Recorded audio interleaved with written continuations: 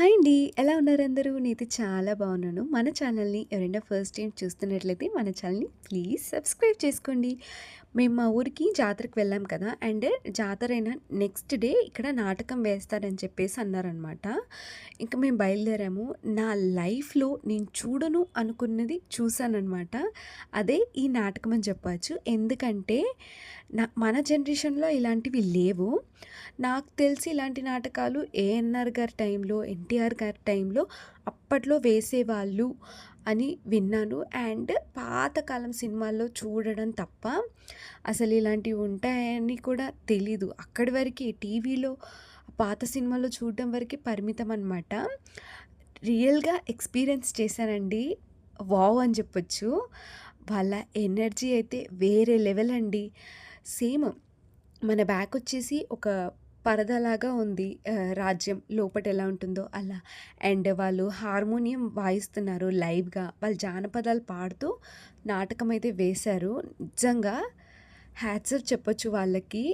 హ్మ్. అంటే నాకలా అనిపిచ్చింది. అంత బాగా వేశారు వాళ్ళు. అంత ఎనర్జీ చాలా కష్టము.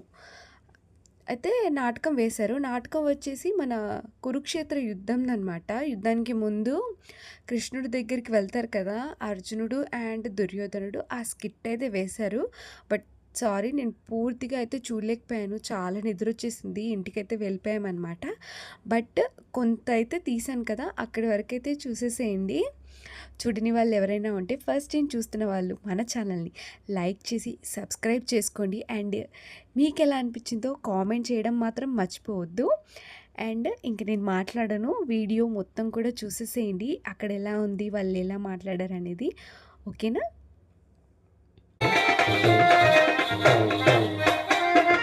రాఘభోగ సురరాజ నీకు విలపించ నీకు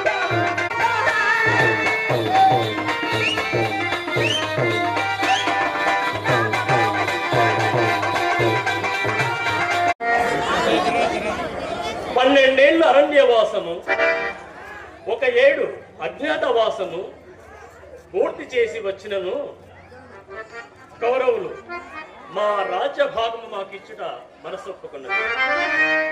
ఏమి ఈ కాల వైపరీత్యము? ద్రుపదుని పంపున జనపురా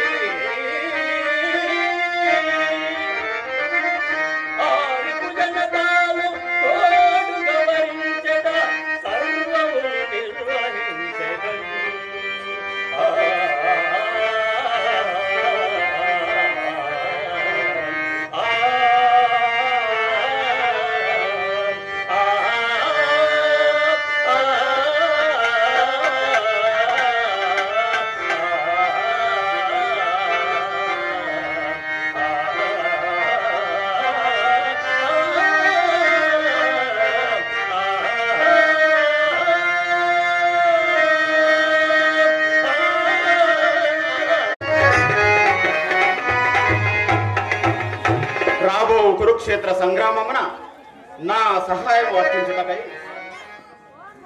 కురు పాండవులు అరుదించుచున్నారు. అర్జునుని కన్నా దుర్యోధనుడే ముందుగా వచ్చుచున్నాడు. నా బహిప్రాణియకు అర్జునుడు ఇంకనూ రాడాయ అర్జునుడు కురు రాడవ కంసంబు వచ్చే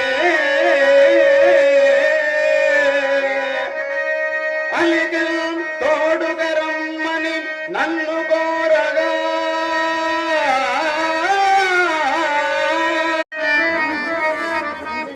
మందులతో ఆలో మందులతో అల్లసిని నిద్రయా లేక మా రాకని గమనించి నటించు కపట నిద్రయా. ఏది ఏమైనను యాచనకై వచ్చిన వాడను వేచులకు తప్పదు కదా.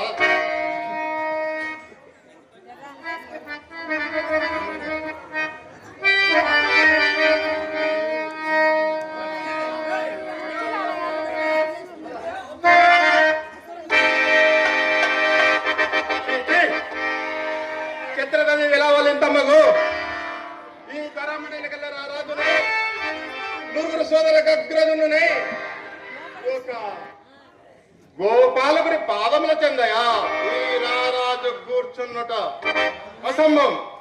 అదిగో ఆ శిరోభాగమున ఉన్నతాసనమే మాకు సమసిద్ధమైనది. ఏమి విచిత్రము?